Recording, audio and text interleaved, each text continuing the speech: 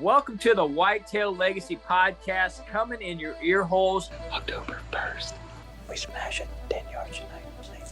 The buck we call Pickles. A south wind pushing us back to the zag. Got her stand on our backs. Set it out and see what happens.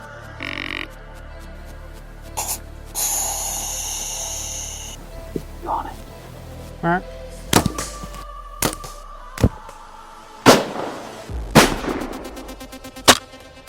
Got the air going out of me. Absolutely drilled him. And boom, he's that good buck. Go get my buck, then we're gonna go get homie's buck. Urban piece as hell. Got him. Pickles is dead. Kevin Gates, both kills on hanging hunts. My first public land buck. Nice work, dude. Look at that. Triple brow on the right. I'm digging that. Bucked out October 28th. An absolutely incredible season. Here we go.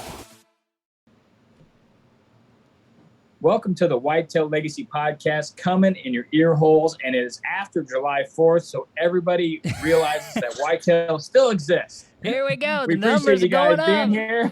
Yeah, the download numbers, I can already hear them coming up. We ain't even released the episode yet.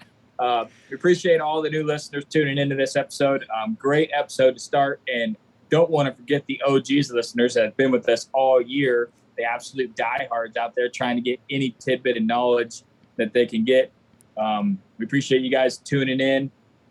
We're talking whitetails for the next 6 months, all the way into January. So we're going to be hitting you hard every episode with some good content based. So hopefully, just want to give you a little snippet. The in-season episodes they're absolutely ripping right now. Absolute fire series coming on. Really excited about this one. Just recorded one tonight. Excellent episodes. What I'm trying to say. A lot of shit going on right there. Yeah. But let's get to the people that make this possible. Then we'll get into the show. Start off with Ride-On Optics, guys. If you're in the market for any optic and you haven't got to see it, maybe you looked at a picture online, you haven't got your hands on it. Ride-On does this really cool thing on the website where they have everything that's cataloged. They have a breakdown of it on their website. They have a tech talk about it. They might show it mounted on multiple different guns. They go through all the specs of it, and they go over the warranty on every one, which you're getting that lifetime no BS warranty, good on any of their products. But, a guy's looking at a scope, looks at a picture, thinks it might be good, then he sees it mounted on a gun, doesn't like the way it looks, doesn't like the eye relief. Doesn't like a lot of different stuff, especially when you get into like a pistol sight.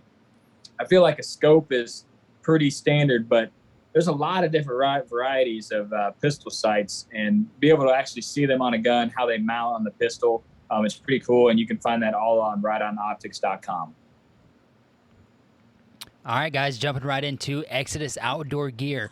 Exodus has breached into a new category of products that they're going to be delivering to you guys, and we're going to cover that right here. It is called the MMT. So you guys would be lying if you've never been confused or uncertain about if you're shooting the very best arrow for your archery setup. Everybody's been there. Everybody's been a day one archer and not really sure what they got going on. So that's why our friends over at Exodus have developed and sourced literally the most precise arrow components on Earth to build a tailored arrow for your hunting adventures. Here's what their team demanded before bringing the Exodus MMT to market.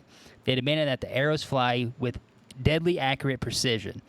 High-grade components technology creates the most accurate hunting arrow, period. So not only do you get to build your arrows, not only are these arrows built with the same jig for exact consistency, but all shafts and components are carefully measured and built tolerances with 2 grains per dozen. They demanded the arrows maximize momentum efficiency on the second line. As bow hunters, we need this for penetration and second only to well-placed shot.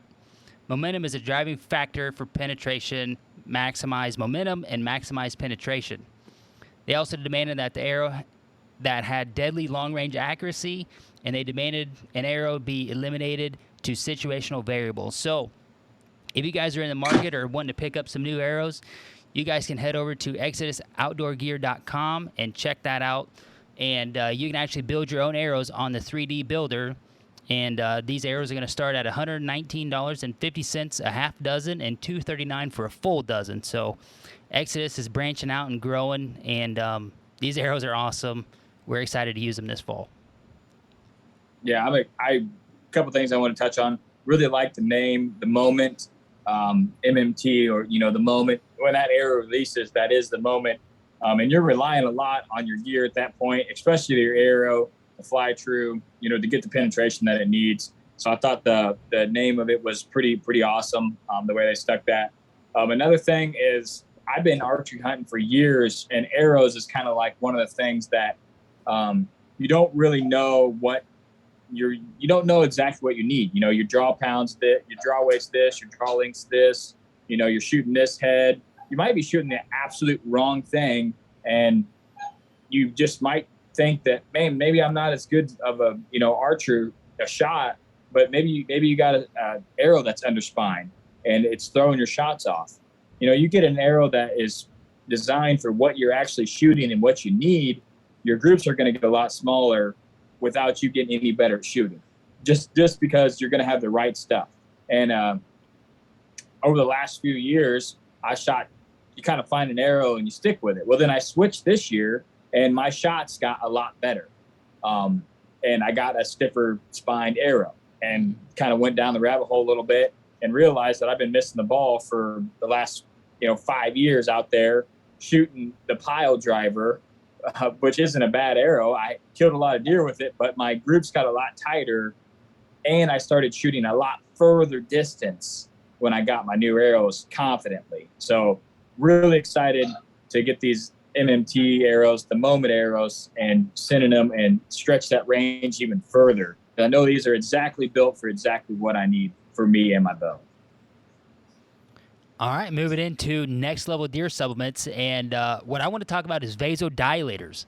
When I think about next level deer supplements, this is what I think about is vasodilators, because it's a badass word, and I also think about Yucca Shigadera. The two things that pop out to me. I might cover Yucca later, but today let's talk about vasodilators. And what they do is overall they increase the blood vessels, which allows more blood to flow throughout the deer's antlers. So this increases the surface areas of the veins, which allows for better nutrient uptake and cooler bucks in the summer. Not like cooler, but their temperature is less because they have increased blood vessels. Their blood's flowing a little easier. So this is allowing them to work less to stay cool in these summer months and add the weight on that they're desperately going to need to come this fall. So these vasodilators are allowing for that nutrient uptake, and this is really like the staple of next level deer supplements. So if you guys are interested in hearing more about this, you can reach out to these guys on Facebook, Instagram, TikTok, and they will answer any questions you guys have. And if you want to get a custom pallet delivered to your door, or if you'd like to become a dealer for them, you can also reach out to them and check them out at nextleveldeer.com. All right, guys, that wraps up the show, or that wraps up the intro here. You ready to get into the show, man? Yeah, let's get into the show. Hell yes. Here we come with Moose. All right, we got the Moose on, the Ryan Glitsky. How's it going tonight, brother? Good. How are you guys doing? Doing good. Appreciate you coming on with us and gracing us with your presence. Know you've been doing a lot of podcasts here lately, but like we were, talking in the pre-show, I'm really glad that you have been. You're a voice that people need to hear. You're relatable, you're humble, and you kill the shit out of a whitetail. And, you kill giant whitetail, you kill good whitetail, you're just a killer. And someone that we look up to a lot. And we really enjoy talking to you, so we appreciate you coming on. I appreciate you guys having me on. I appreciate those kind words. Yeah, so I'm almost certain everybody knows who you are at this time, but just a brief introduction of who you are, and then we'll get right into this. Ryan Glitsky. Everybody pretty much knows me as Moose, from Southwest PA. I've hunted a handful of Midwest states, but primarily I'm on public land in PA for the majority of the time of the season. Yeah, one thing I think I said it on every podcast, but I just want to mention it before we get started is, if you haven't followed his Instagram, make sure and follow his Instagram. He posts a lot of stories that I really enjoy watching. You just killed some does the other day. I was like, man, this guy is just a killer, bro. Yeah, I He's out saw there killing does in July. Yeah, already. I can't help it, man. When it comes to whitetails, we, like I said, in PA, we have a crop damage program, which is really nice. Farmers really appreciate it. And, we can kill a doe off of each farm enrolled in it. So I like to kill 2 or 3 doe in the summer and, fill the freezer up now and, kill a few more. Staying in top form out there. Yeah, you're damn right. Yep. Yeah. So like I said, make sure and follow his Instagram. He's always posting when he's scouting. He finds something interesting, tell you what he's doing throughout the week. And you've been doing that pretty frequently here. I really enjoy those quick little updates of what you got going on. Yeah, I started that maybe about, I don't know, it must have been about a year and a half, 2 years ago. And guys just love it. You know what I mean? They like seeing that hands-on, I guess, DIY type stuff. You can listen to these podcasts and read books and stuff like that, but guys like to actually see it, I think, and it clicks for a lot of people. I agree. I love watching it, but I just wanted to mention that before we get started in here. But we're having you on. We're going to talk about physical and mental prep first season. Like we were mentioning before we started here recording, season's really close for us, sub 90 days. But a lot of guys, it's way earlier. You look at September start. Yeah.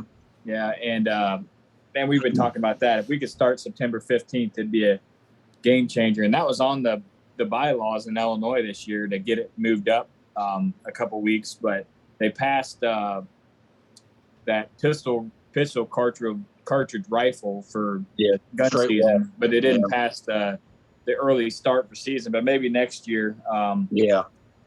But just go ahead and go into it. We're getting really close to season. What do you think is the key right now that you think a lot of people are missing out on?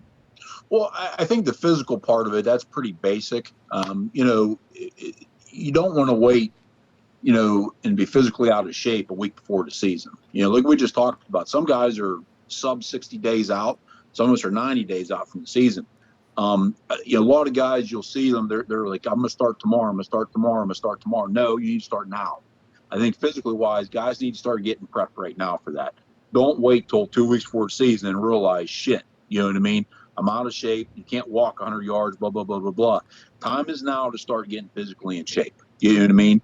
Stop making excuses and let's go. You know what I mean? Start getting your diet checked in. Start getting, get a workout in. Myself, I lift a couple days a week. I like to ruck now. That's to me, rucking is one of the best things you can do to get in shape for the season. It's not that hard. You put a weighted pack on, go walk 2 miles. You know what I mean? That's going to get you in shape. But probably the big thing is that's basic, but the mental side of it, I think it's where a lot of guys struggle. I think the mental side of this, because we all talk a good game, but when the game starts, it's a little different.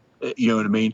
We're all prepared. We all got these game plans. We're all the best hunters in the world right before the season starts. Then the season starts. And then it just doesn't go as planned that first week. Then before you know, it's the second week. And then it's the third week. And you start getting in around Halloween, start getting in November. Then you get on social media. Your buddies are killing. Everybody's killing. You're the only person in the world not killing. And you're mentally not prepared for the grind. You know what I mean? You have to start getting mentally prepared now, in my opinion, so you're ready for a tough season. You look at you guys 2 years ago. Remember, it was 80 damn degrees on public land. You did not expect that. You know what I mean? But look at the mental strength you gained from that season. But you have to prepare yourself for that kind of stuff. Season's going to throw you curveballs. It doesn't always work out, the way you plan. Yeah, just touching on the physical thing before we get in the middle, saddle hunting's huge, mobile street stands hunter, that's huge. Yeah. Public land's huge. And a lot of these guys, maybe this is your first year, you've hung in the backyard or something. I don't think you understand on the 12th hanging hunt how much strength that you need, or maybe you making a move midday and you got extra clothes on.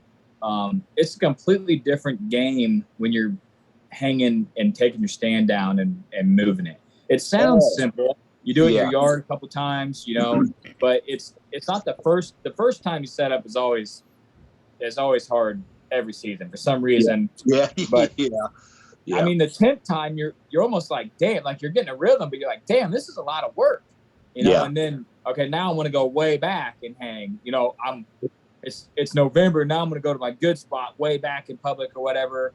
And you've already wore yourself out all season because you weren't in shape to start. And now you're trying to full send it when you got to be at your A game and you're not there, And you got 90 days, and you can do a lot in 90 days. Yeah, you don't need to be 8% body ready. fat and run 10 miles. You know what I mean? That's not what we're saying. You know, I mean, that's great if you can be. If you want to be Cameron Hayes, I get it. You know what I mean? But you just need to be somewhat physically in shape.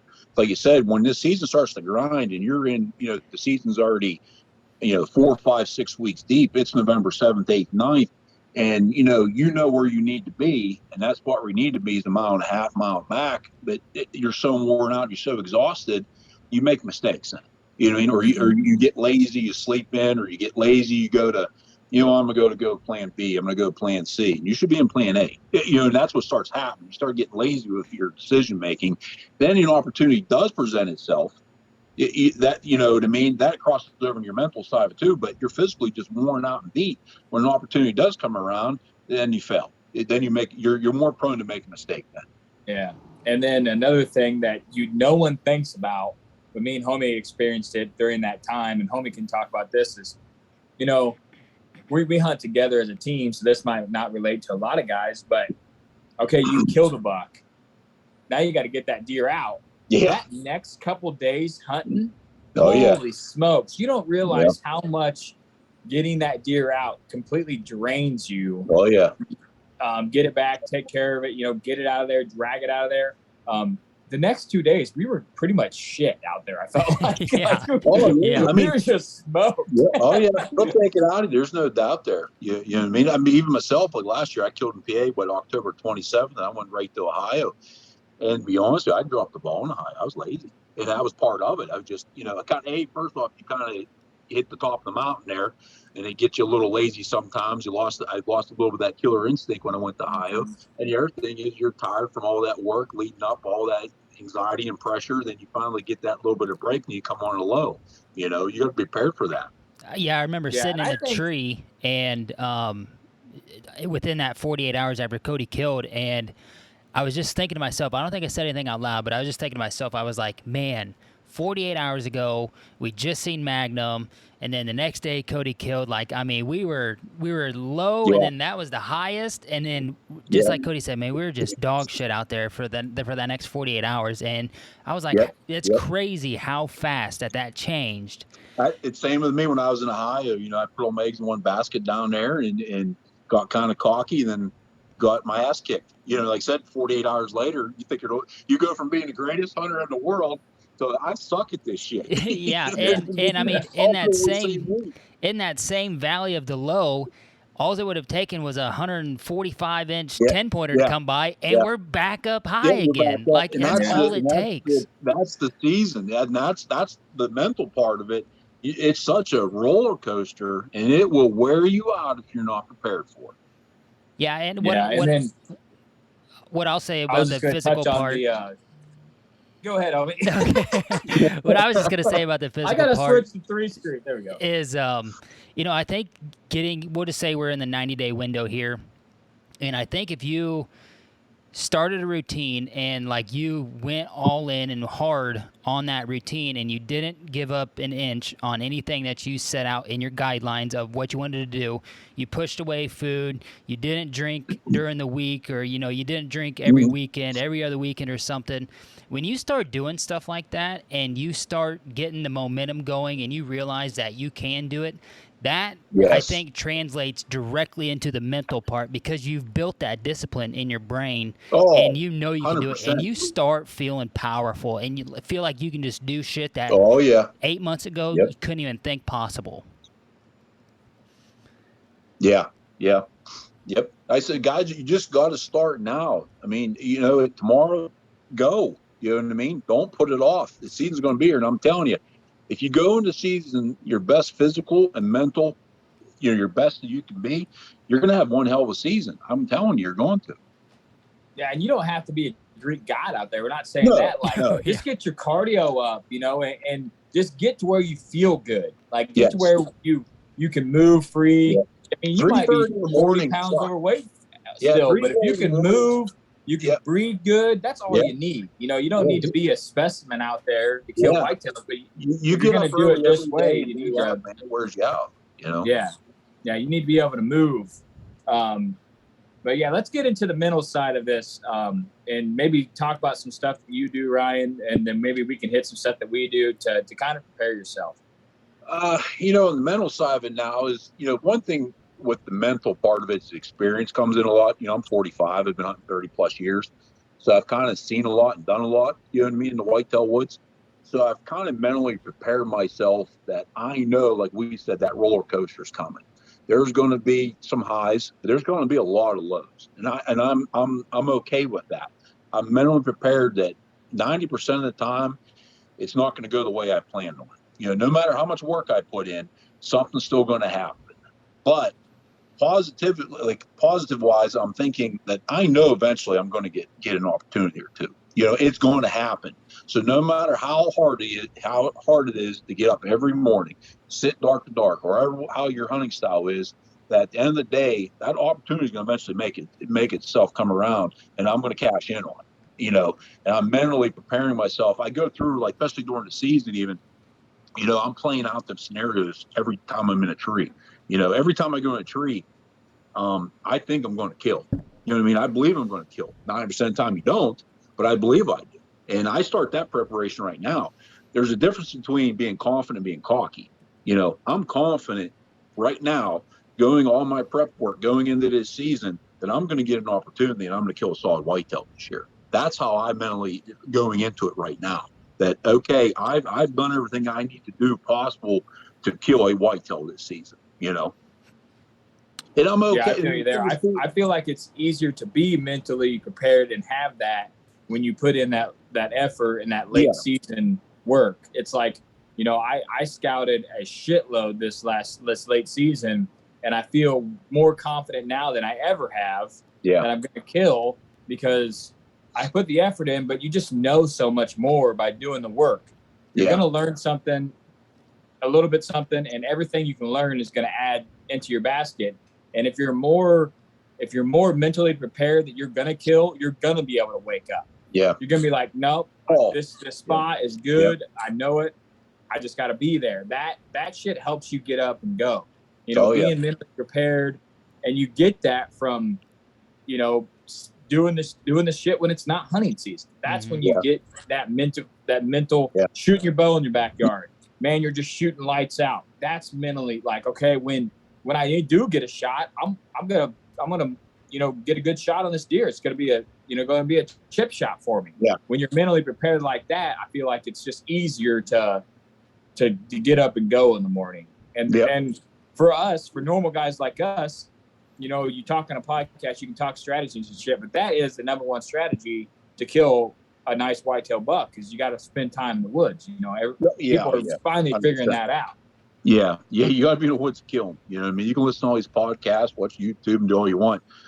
You got to put the work in. You know what I mean? You have to. And like I said, somebody for myself and some of these other guys that are on these podcasts and you hear about, we all have one thing in common, and that's experience. So, a lot of time in the woods, in the off season, and in the in season also, we've gained that experience where we've got confidence. And then that mental game, our mental game is fairly strong, I guess you could say, going into the season and during the season, because we've been there, done it pretty much. We've seen the highs and lows. And you know what? I'm okay too. You get to a certain point, I'm okay at the end of the season. Like, I'm confident going into the season that I'm going to kill or get an opportunity. I'm not cocky about it, but I'm confident. But at the end of the season, if things don't line up and I don't kill, I'm okay with that. Because I busted my ass off to get, I know I put all the work in. Just, we're hunting a wild animal. Sometimes you just have a bad season. It doesn't come together. The best of the best don't kill all the time. It's going to happen sometimes. And that part helps a lot. Also, the mental game is, the world's not going to end if you don't kill a deer. You know what I mean? So you've got to mentally think of that also going into the season. Don't put all that pressure on yourself. I put a ton of pressure on myself. Then you get on these podcasts and everything else. Yes, it puts some pressure on you. Don't get me wrong. But, I put pressure on myself. But at the end of the day, I know I put the work in. And if things don't line up, they don't line up. A lot of guys didn't get tied up in the social media bullshit. I enjoyed posting stuff on Instagram and stories and stuff like that. But come October, November, you're going to see a lot of dead deer, a lot of guys killing some giants, everything else. You're like, man, what the hell am I doing wrong? You're not doing nothing wrong. Just wait for your time. Just be patient and wait for your time. And if it's not your season, it's not your season. You just go back to the ground, go back to the work in the off season, and just put the work in. It will 90% of the time, majority of the season, you're going to tag out if you put the work in. One thing I agree 100%. I feel like that's what I do too. I want to kill. I want everybody else to kill, but I want to kill. As many bucks as I can. And I feel like that literally is the driving factor for me waking up. It's same here. All the years of success in the past. I keep telling homie, I said, this could be the year. This could be the year where it just doesn't click. And the drive to not have that year is just making me go harder. Same here. I mean, I like to kill whitetails, man. And that's my goal now. I'm starting to, this year I'll be hunting multiple states, stuff like that. I like to, eventually kill 2 or 3 nice bucks a year. That's what I want to do. I've been stuck in PA for a long time. I've done some traveling, but, I want to start traveling and hit these other states. And, I want to put a couple down a year, not one, but I want to put, 3 or 4 eventually down a year, And that's mine. That's me personally. It's just my personal drive, But like I said, end of the season, however it ends, I'm still satisfied with tags punched or not punched. End of the season, I'm still satisfied because I know what the work I put in. One thing I want to bounce back to that you said is having that mentality of going into your hunt that you're going to go in there to kill. And this is something that Cody and I really worked on the last 2 years. And I tell you what, when you have that mindset going into it, like the odds are high because you've done that work in the past. You've ran your trail cameras and, you got a really good setup going. And when you're literally walking into that hunt and you have that mentality of, I'm going to come in here and I'm going to kill a buck tonight, this buck, or, whatever you got going on. But if you just go in there with that mentality, you're going to be sharper on your access. You're going to be quieter. You're going to be mentally prepared in the stand. You're not going to be up there daydreaming or, kick back. You're going to be ready to go most of the time up there. And I think that's something that's really helped us the last 2 years. You guys said about the no bullshit hunts. You guys started talking about that. And I love that. I love that because I'm guilty of it myself in October. Like everybody knows me as come end October, November, moose of the rut hunter. Everybody's, I like to go around the rut. And I get kind of lazy in October. You know what I mean? And it's too many bullshit hunts. I'd probably be more successful in October if I wouldn't do these bullshit hunts, just go hunt the hunt. And I know from you guys, that's something I've taken from the last couple of years. Your guys' approach is no bullshit sets. And one thing that's helped me in October is the cameras. I'm seeing all these big bucks early to mid-October daylighting. It's like I've been missing the boat for years because I'm too busy bullshitting around, dicking around, you know what I mean? Just, waiting for the rut. It's like I've missed a ton of opportunities on some pretty damn good bucks because I'm doing bullshit hunts. You know what I mean? And that's something I've taken even from you guys here the last couple of years is that's how my going into the season, there's no bullshit hunts. In October, let me tell you, there is none. I'm going in and killing. Hashtag no bullshit sits. Yeah, you're damn right. That's man. awesome. You're damn That right. is awesome. Yep. Yeah. One thing I wanted to hit on the mental thing, and this is somewhere where me and homie really struggle is, you're going into October and with our no bullshit mentality, we're October 1st last year, homie killed. Like we're going in a hunter as hard as we can right off the rip. We're hunting every day we can. We're hunting. It's 85. I killed. Like a lot of people, there's ladybugs flying around. Shit. We're going in and hanging and hunting on a bed. Like just no bullshit sets. We go so hard that like end of November when like the chance to kill an absolute giant, our trail cams are just, we might as well not even have them out there because we're getting zero data off the son of bitches because we are not checking those things. No. Half of them might be dead. 2 of them, if they're mobiles, they lost service and aren't working or some shit. And the effort, you have to be mentally prepared for that. We've been getting better, but it's just like you go so hard for so long, you have to be mental and recognize to be like, hey, I still got to do this shit if I got a buck tag left. Like I still need to run these cams. I still need to get batteries. We had a mobile cam on public dead for like 6 months. Like it died in middle of November and we never went back to that. So it's like there could have been a giant back there daylight every day, And I've been guilty of it too. Yep. It's just something that you have to do, and our effort just tanks hard. So that's one thing I'm going to try to work on this year. Is if you got a buck tag left, you got to act like it's October 1st and you haven't killed yet, which is incredibly hard, to do. I mean, the whole when it comes to like that whole camera stuff, I do the same thing a lot of times. Once it gets into October, November, I typically don't check mine a lot either, because I'm so focused on getting in the stand and putting ass time in. And, so, but that's where your cell cams can save the day in a lot of situations. You know what I mean? But I do the same thing. What I've learned to do though is, even if you go hard all October, and like I said, I can get a little lazy in October. I'm gonna try not to do that this year. I got some bigger plans trying to hunt, more of the bedding type stuff and that off these scrapes. But, I shine in November. It don't bother me going, for whatever reason, I can go weeks on end, dark to dark. I can just do that. I'm just, for whatever reason, that's just what's ingrained in me, how I hunt. But that being said, it's still physically, mentally exhausting. That there's going to be a day where it's going to pour down rain in the morning or whatever. Take a day off. Take a half a day off. Take an evening off. Go to McDonald's. Go get a pizza. Just recharge. If it's not a whole day, part of that day. You know what I mean? Maybe do a mid-morning sit at 10 o'clock or something. Sleep until 7 o'clock. You know what I mean? Refresh the batteries when needed. I will say that. I mean, you can go as hard as you want.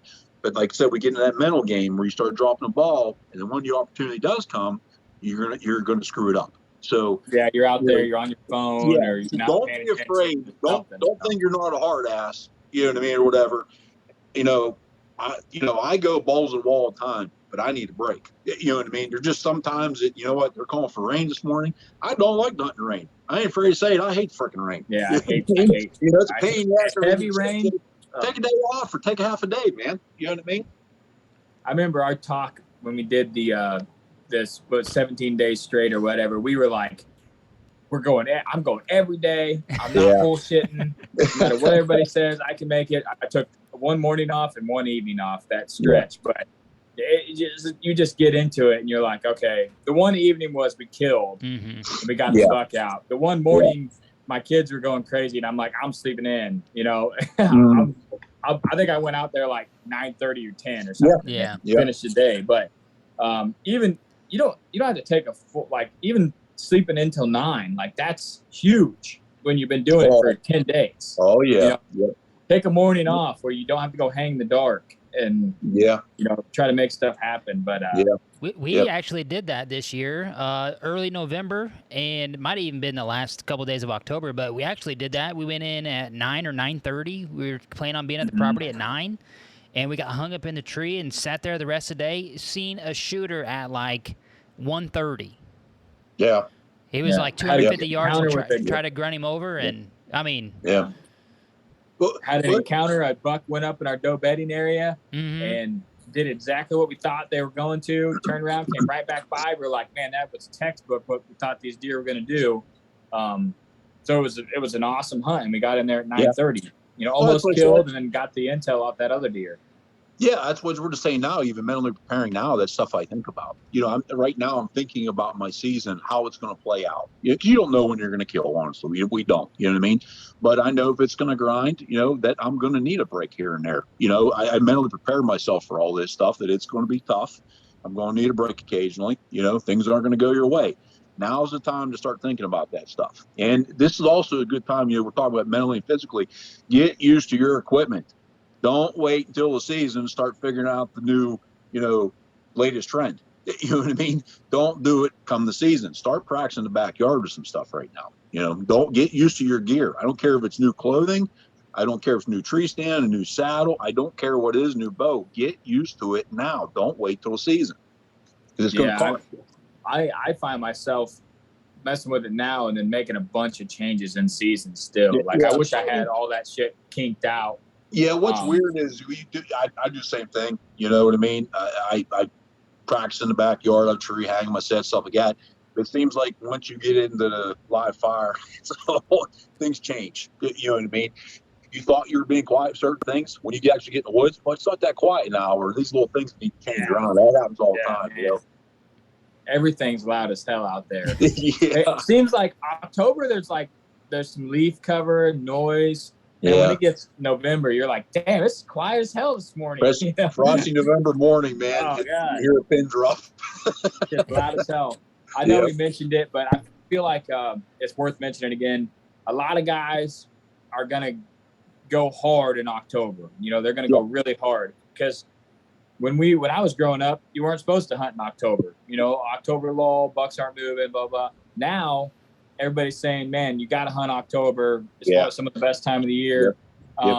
So those guys that haven't hunted October hard, they need to mentally prepare for, okay, you're going to have that many more sits in. You're going to have that much more effort put in. So when it's November and you haven't killed, you still got to go hard in November.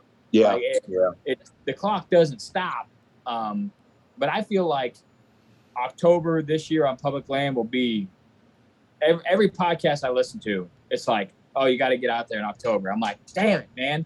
We've been hunting like that for 10 years and no one's been out there. Now I feel like it's going to be just a field day of people out there.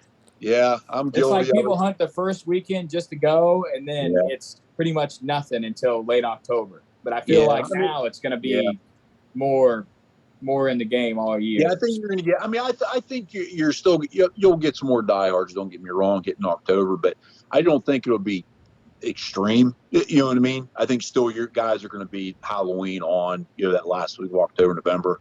I still think it's when you see majority of your guys in the woods. But yeah, you're going to see a little bit of an uptick in October, I believe. But I don't know how much though. Yeah, I'd be curious because October's still tough. Yeah, you know what I mean? We're making it out to where, the bed game and on the scrape stuff, but you still got to have one during daylight, and you got to get in there and on them close without him knowing, so it's a different ball game. All I got to say is I thank God deer hunters don't go as hard as ice fishermen. We wouldn't kill them. So many ice fishermen. I'm like, if any of these guys, if half these guys deer hunted, I'd be screwed. Yeah, we're screwed. Yeah. One thing I want to talk about is recognizing your weakness. Like Cody kind of mentioned this earlier, and I noticed when I started to hunt with Cody that my huge weakness was late season, like the last 3 weekends of December and the first 2 weeks of January. Absolutely ass out there for me. And, just being around Cody and talking to different guys like you, it's really like, okay, I need to focus on trying to get more out there more. If I still got a buck tag left, which I always do, I need to get out there more and put in the effort. And I put in a lot of effort of trying to get on a couple bucks that were daylighting for us in that mid to late October time frame, and threw a couple sits out there. And so just for like everybody listening, if going into this season, maybe take a step back and pick one thing that you would like to improve on and work on it this year. And then hopefully by the end of the year, you are better at that. And then, next year you get to pick something else, or, you get to pick up two things that you want to get better at. Oh, yeah. And, I know over the last 3 years, my late season effort has been getting better. It's not still where I want it to be at, but I know I see improvement in myself. And, that makes you feel proud, that you pick something and you can see yourself getting better at it. Yeah, I've talked about this before, actually, with guys, a lot of, new guys, novice type deal, getting into it, and they struggle a little bit. And I tell guys, master something first. Get good early October, mid-October. Get good as a rut hunter. I don't care if you're good sitting in a box blind, hunting over a food plot. Get good at it. Something you're confident in, you can kill. Then, like you said, where's your weakness? Like myself, like I said, I do a lot of bullshit sits in October. Mm-hmm. I don't want to do any more bullshit sits in October. So that's what I want to get good at. If I can kill in October, early to mid, and the rut, I feel I can go anywhere in the country and kill multiple whitetails. That's my goal. That's my weakness, is that October game. And that's what I'm trying to key in on and get better at. And that comes from doing it yourself, listen to guys that are good at it, like Jake Bush and some other guys. They're really good, phenomenal hunters in early October, mid-October. That's kind of how I've been taking that game to the next level. Yeah, anything that you can do to better yourself, but it's nice to have that cushion to where you're like, okay, if all this shit fails, I'm really good at late season with a muzzle loader. I got that to bank on. Yep. I'm going to maybe try some radical shit early season that I want to get good at. Yeah. but I can bank on, still killing and getting it done and having a successful season by most people's standards, getting a buck down. With, maybe with the muzzleloader, maybe late season on food plot, or you got something in the bank. And I love having something in the bank. Like when gun season comes around, I got a buck tag. I'm like, oh yeah, I'm in the game. Like it's just a whole new level. There's nothing wrong with dropping the hammer on a big old whitetail. Oh yeah, when we go to Missouri, I'm like, hell yeah, we're in the game, but I'm bro. sorry, I don't have a problem. Rifle muzzleloader, I'm okay with that. Yeah, me too. I'm a killer. We go to Missouri, I got the rifle in hand. I told homie, I said, shot it one time, it was an inch high at 100. I'm not touching it. Shot that thing one time all year. I was like, she's on. Homie never shot it, dropped the hammer. It's just, it's a different ball game. And you kind of like, okay, I don't have to be right in the shit. I can kind of hang back, relax in a blind or hunt in the field, and I got some distance. You're not really stressed as much. You're normally like, okay, I can wear more clothes and I'll be warmer. And I'm not gonna, we hang and hunt during shotgun season this year, but a lot of times you're going and setting somewhere, so you're like, hell, I'll take some more food. Like I'll be. It's a completely different game of shit going on, And I killed out of a double man ladder stand this year. I could have took a nap in. Like I was laid sideways 3 minutes before my buck come in. 30 seconds before you killed, you were all for a year. 30 seconds before I killed, I'm laid sideways talking about how sweet this thing is. And then I'm like, oh shit, I got it. There's a doe. There's a doe. We're running at it. Okay, I gotta get it. One thing that I wanted to mention here towards the end is physically preparing your family for what you're about to do. If you're going to go hard as hell, they need to know. I know homie's really good at this. You just gotta, like with my wife, I just tell her what I want to do. And most of the time, if you tell your wife, say, hey, I'm going to hunt 15 days straight and go hard as hell, and you pick up the slack throughout the other part of the year, it's not an issue, especially if she knows that that's what you love to do. And you tell her like in February, you're like, hey, November comes, I'm doing this. Like if a woman has that much in advance, they're pretty understanding of what you got going on.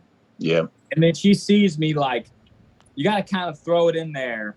Mm-hmm. When you're doing a bunch of shit and she mentions it, then you got to be like, like when you keep the kids, she go gets her nails done. She says, thank you. You say, I got November coming. Don't worry about it. Yeah. And that little tick in there just reminds them it's a little sneaky game that they don't know they do. My wife don't listen to this likely, but it's a little sneaky game you do just to prep them up and be like, yeah, he can do that. He earned it.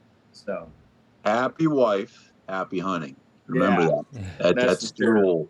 That's the rule. Like do what you got to do right now. You know what I mean? My wife's pretty awesome. She knows this is a passion. She knows what this means to me. So she supports me 110% with this. So I'm pretty fortunate. She knows come October through, into December, it's pretty much whitetails, you know what I mean? But she needs anything, of course, you got a family first, of course, you know what I mean? But you try to that to-do list or whatever you need to do. My wife, she goes, she wants to go away for a weekend to Florida or whatever. Yeah, that's fine. I don't give a shit. Go. I'll take the kid for the weekend. You know what I mean? I just, there's no arguing there because I know coming. Go ahead. I got November coming up, and then another thing I want to mention is financial. Like you don't need a bunch of money saved, but you're not going to be working. If you have a vacation, great. But, your truck might break down or your bow might break, or you got to have some stuff prepared, ready, to be like, shit, I got to get a brand new sight. I got to drop $250 on a sight. Do you have that extra cash laying around? And, the older I get, the more it's easier to do that. But I remember when I was 18 out there grinding, like what I had was what I had. And then an older guy would have said, hey, dude, you need to save $500 just in case some shit happens for season. Maybe not buy this, this new gear or whatever, and just nest egg a little bit. I'd be like, damn, that's a good idea. Shit, look, gas this year. Gas is going to be, poof. It's going to be rough. Those guys that are traveling a lot of different states and rolling around. It's going to be rough, man. Yeah, the whitetail adrenaline guys, gas budget's about to go Oh, through the roof, bro. I tell you what, probably a lot of people are probably, I'm going to guess, you hear about the point creep in Iowa and stuff like that. Yeah. I guess a lot of guys might not go to a lot of these places and travel a lot to either the public land or whatever because of the gas. It's going to be outrageous for a lot of guys, Yeah. That's what I mean. I work a lot of overtime outside the season, especially in the summer, set that back, like you said, between license and gas and food and everything else. And like you said, before you know, your refrigerator shits the bed or your dryer shits the bed or your transmission, you got to be prepared for that. Definitely. You know what I mean? Yeah, you don't want to be planning on hunting for a week and the wife goes, oh, the dryer went out and you ain't got nothing. Like, damn, I got to work some overtime to make up money. And then you're done. It's over. Yeah, exactly. You're screwed then. Yep. Yeah. Well, you can unplug it and plug it back in and try that. I mean, sometimes that works. I would say we actually have a real life story of Cody's bow breaking like 2 weeks in a season, gets a new bow, goes out the next hunt, and then you killed, I think, on your first October 15th buck. Yeah. Mm-hmm. Yeah. Yeah, I was going to go out that morning.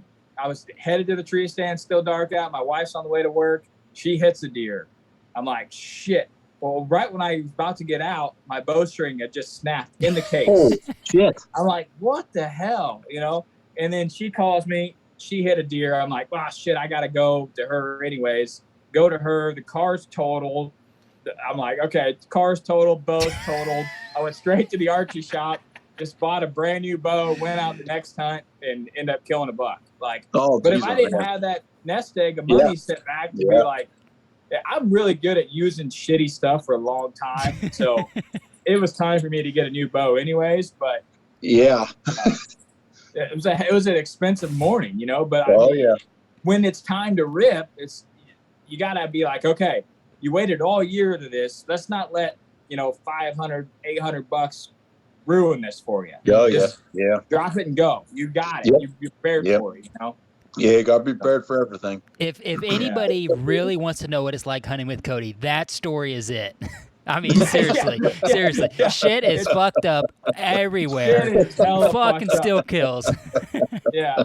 Still, I tell people, like, we do pretty good out there. We got an idea of what we're doing, but it's just pure effort that kills these whitetails. Like, we're not professionals. We mess up all the time. Yeah. We have the worst luck during hunting season. Like, if we don't have 2 flat tires a hunting season, something's wrong. Like, I'm a flat tire king. Homie's a flat tire king. Like, you gotta have a couple flat tires. Yeah, I'm using something's gotta mess up. Yep. Yeah, I get some pretty nasty back roads. What sucks is coming out after an all-day hunt and having a flat tire. Good Lord. Oh, God. Yeah, that's the worst. Kicking the nuts there. Yeah. All right. Well, does anybody else got anything to say?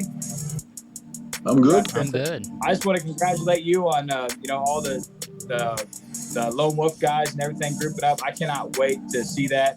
I just want to say congratulations to you. New adventure for sure. Yeah, that's a great group of guys, and I'm excited to see you on there. I messaged him. I'm like, dude, you couldn't have picked a more solid dude to have on the team right there. I appreciate that. So I'm excited to see it, and glad that you're getting out there so more people can see you, killing deer and how you're getting stuff done. So cool. Yeah, appreciate it, guys. All right.